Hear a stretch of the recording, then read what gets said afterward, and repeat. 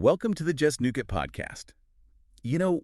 This week, we are going to plunge headfirst into an apocalyptic probe. Oh, yeah. Featuring two really gripping flash fiction stories. Right. The mission here, if you choose to accept it, is to absorb the core of these stories. Right. And kind of walk away with some surprising perspectives on survival. And you know what truly defines a hero when facing potential annihilation? Yeah, absolutely. I mean, you've shared these two narratives with us, and I think they offer these fascinating angles on, how people cope with and maybe even overcome these existential threats that... Yeah, and first up, we've got Stitched Savior. Okay. And so for this one, just imagine Victor Frankenstein's creation. Okay. But it's centuries after his tormented beginnings. Right. And he's not this monster lurking in the shadows. Oh, wow. But he's actually a potential savior in a world that's facing a bioengineered pandemic. Interesting. And the source material that, you've dug up for us, it gives us these glimpses into his lonely existence across, these centuries. Right. The emergence of this devastating virus. Yeah. Created in these sterile labs. Oh, wow. And his discovery of this deadly agent. I see. And so what immediately strikes me is this ironic twist. Yeah. You have this being born of science, now confronting a plague that is also born of science. Yeah, I think that's what's so fascinating about the setup here. Yeah. Is that it really subverts your expectations. We're so used to thinking about Frankenstein's creature as this figure of terror. Right, exactly. But the story that you found presents him as a potential force for good, albeit in this very specific, end of days scenario. Right. And the excerpts that detail his centuries of solitude, I think, are really telling. Yeah. He's been a detached observer of humanity's patterns, hasn't he? Right. Yeah. And I think this distance likely shapes his actions in a profound way. Absolutely. You get this sense that he's witnessing humanity's repeated mistakes. Right. It's described as this discordant symphony of need and cruelty. Oh. And that must deeply resonate with his own, painful history of rejection from humanity. Yeah. And then on top of that, this plague is not some random act of nature. Right. It's a product of human intellect twisted for destructive purposes. It really makes you think. Yeah, it really makes you think about our capacity for self-inflicted wounds, doesn't it? It does. It highlights, I think, this crucial point. Yeah. That even the most advanced scientific endeavors can be corrupted. Right. And there's that detail in the story about the virus being a weapon cloaked in the guise of cure. Right. I mean, that adds another layer of chilling irony. Yeah. It suggests that the institutions that are meant to protect us can, in the wrong hands, become sources of immense danger. And then the fact that the creature gets access to the institute, which is the symbol of sterile scientific power, that really sets the stage for this compelling internal conflict. It does. And this is where the story gets really, really gripping for me. Yeah. He uncovers these vials, the very essence of this engineered doom. Right. And there's this powerful moment where he's contemplating his options. Yeah. Given his horrific treatment at the hands of humans, the temptation to just unleash this plague and let humanity face the consequences of its own hubris. Yeah. I mean, it has to be overwhelming for him. Oh, absolutely. And I think that internal struggle is so central to understanding his character. Right. He's got this immense physical strength, the very thing that terrifies people, makes him capable of just unimaginable devastation. Right. But then the story introduces this flicker in his stolen brain, this echo of memory. Yeah. A woman's selfless act of protecting a child. Yeah. I mean, it's such a pivotal moment to consider. Yeah. It highlights how even within this artificial being assembled from, disparate parts, there can exist these unexpected echoes of humanity, these ingrained moral compass points that those who created the virus seem to have lost. Yeah, it's such a poignant detail, isn't it? It is. This being constructed from the remnants of others carries within him this spark of true humanity. Yeah. This selfless instinct that's totally absent in the creators of this virus. Right. And his decision to shatter the vials, this decisive act of defiance against this potential apocalypse, it's just remarkable. It is. He chooses not to go down this path of destruction. Yeah. Which would be so easy and in a way, justifiable given his history. Absolutely. And that decision leads him to the furnace. Right. This act of deliberate destruction. Yeah. It's not just about neutralizing the immediate threat. It's about eradicating the potential for future atrocities. Right. By destroying the research, the underlying formulas. Yeah. I mean, this is a proactive sacrifice. Right. Driven by a desire to prevent further suffering, even if it means his own end. Yeah. The image of him stepping into the flames, this like self-immolation, it's incredibly powerful. It is. It's almost like this twisted form of redemption, isn't it? Yeah. The monster, the outcast becoming the ultimate savior through complete self-annihilation. Right. And that final touch, the monstrous rictus described as a smile. Yeah. I mean, it just leaves you with so much to contemplate. It does. About appearances versus intentions, about who we deem monstrous and who's capable of true sacrifice. It really prompts you to reconsider those preconceived notions. Yeah. You have this being who is reviled and feared, Right. finding this profound purpose in preventing the self-destruction that humanity seems so determined to enact. Yeah, and then the epilogue. Yes. It offers this glimpse into the aftermath. The official story is this tragic accident. Right. Versus, the rise of this urban legend, whispers of this protective, monstrous figure. Interesting. Right. And there are these subtle signs, these tattered books of poetry left at a forgotten grave, an anatomy diagram, a child's drawing. Wow. These small, almost tender offerings, I think, suggest this quiet, perhaps subconscious recognition. Right. Of this profound sacrifice that was made, even if the full truth remains hidden. Yeah.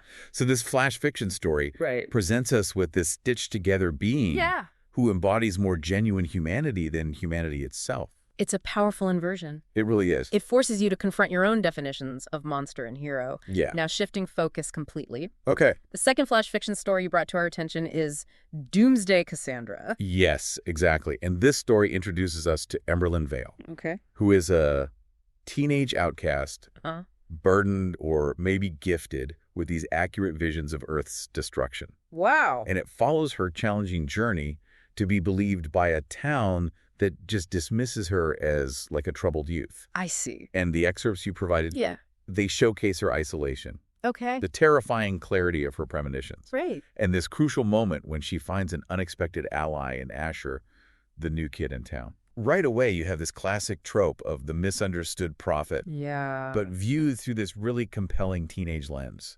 I think the very name Cassandra sets up such a powerful framework. Yeah. I mean, in Greek mythology, Cassandra was cursed to see the future but never be believed. Right. And this story taps into that same tragic dynamic. Yeah. The excerpts really illustrate Emberlyn's ostracization, the dismissive whispers, the profound sense of isolation that comes with possessing knowledge that others just actively reject. Right. And her visions aren't just vague feelings of unease. Yeah. They're described as visceral, specific, and terrifyingly real for her. Oh, wow. And the contrast between her desperate warnings and the town's utter indifference is so starkly portrayed. Yeah. I mean, the line, the adults with their routines and sensible shoes just didn't see it. Oh, wow. It really captures that human tendency to cling to the familiar, to the mundane, even when confronted with the potential for catastrophic upheaval. It's almost as if acknowledging the uncomfortable truth is too disruptive to their established reality. Exactly. It's like they can't even handle it. Yeah, it speaks to, I think, a fundamental aspect of human psychology. The inherent difficulty in accepting information that drastically challenges our worldview, especially when that information is unsettling. Right. And Emberlyn's age and her status as an outcast, it further erodes her credibility in the eyes of this established community. Of course. But then Asher arrives, and he's the new kid, another outsider. Right. And his simple act of believing her, like when he says, "I believe you," it's such a pivotal moment in the narrative. It is. It's the first crack in Emberlyn's wall of isolation. Yeah. This crucial spark of hope in what seems like this very bleak situation. Absolutely. And what's so interesting is that it's not like the authority figures, the ones you might expect to offer support. Right. It's another marginalized individual who provides that essential validation. Yeah. And that burgeoning alliance between these two outsiders, I think, is really critical to the events that unfold. Right. You know, they start to work together to decipher Emberlin's visions, Wow. which manifest as these frantic sketches, these seemingly nonsensical symbols. Right. And it's Miss Iris, this seemingly unassuming spinster librarian who unexpectedly holds the key. Yeah. She recognizes the symbols as an ancient language, connecting Emberlin's premonitions to a forgotten past. Wow. To a time before the Great Shift when we thought magic was real. Right. And this introduces this fascinating element, doesn't it? Yeah. The idea that ancient knowledge might hold the key to understanding and potentially averting this future threat. Right. I mean, it makes you wonder. And this is where human nature throws a really interesting curveball. Okay. The rumor mill starts churning. Uh-huh. But not with widespread fear of impending doom. Right. Instead, the allure of treasure takes hold. Oh, wow. So suddenly people are paying attention to Emberlin's visions. But for totally self-serving reasons. Oh, wow. Greed, it turned out, was a far more potent motivator than fear. Oh, that's cynical. Yeah, it's a rather cynical, but perhaps accurate observation. Yeah. About what can drive people to action. It really does. Yeah, it makes you think about our own motivations a little bit. It highlights that fundamental human flaw. This tendency to prioritize personal gain even when faced with a potential collective catastrophe. Right. The image of the treasure hunters blindly searching for gold while completely ignoring the actual warnings. Right. I mean, it just underscores the tragedy of misplaced priorities. Yeah, so driven by this sense of urgency, Emberlin and Asher, they venture into the old bell tower. Okay. This place that's steeped in local legend. Uh-huh. And as they trace these ancient glyphs, something extraordinary happens. What's that? The bell tolls, the ground begins to thrum, and this ornate glowing doorway materializes. Oh, wow. It's not the apocalypse Emberlin initially envisioned. Right. But it's like a potential escape route. I see. A hidden pathway. Interesting. And this completely shifts the narrative, doesn't it? It does. It suggests that Emberlin's visions weren't necessarily this fixed prediction of unavoidable destruction, but maybe a guide, a map leading to a means of survival that's been lying dormant within the earth itself. Yeah, Miss Iris's comment about humanity forgetting the old ways and the magic of preservation is really relevant here. It is. It raises the question of whether our reliance on modern solutions might actually blind us to the wisdom and power of the past. Absolutely. And the townsfolk who were initially so skeptical and dismissive, they're now drawn by the spectacle. This unearthly light emanating from the tower. Wow. And Asher's encouraging words to Emberlin. Lead the way, Oracle. Wow. I mean, it marks such a significant transformation for her. It does. She shifts from being this ridiculed outcast to a potential leader. Yeah. Not through fear-mongering. Right.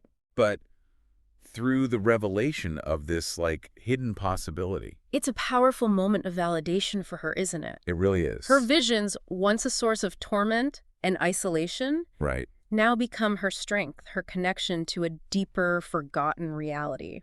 Right. And the story concludes with them stepping through the archway. Yeah. Not into the anticipated apocalypse, but into this uncertain future, hinting at challenges that might lie ahead, but also this very real potential for a completely rewritten destiny. It's amazing how her visions evolve. Yeah. From being a perceived curse to a roadmap, a guide into the unknown. Yeah. And that final image of the townsfolk following, not out of terror, but out of this strange, unwavering hope. Interesting. It's such a compelling shift in their dynamic. It is. So from being ostracized and disbelieved, she becomes their oracle. All because she could see what others refused to acknowledge. Precisely. And both of these flash fiction stories, though vastly different in their apocalyptic scenarios. One featuring this resurrected creature confronting a man-made plague. The other a prophetic teenager battling societal disbelief.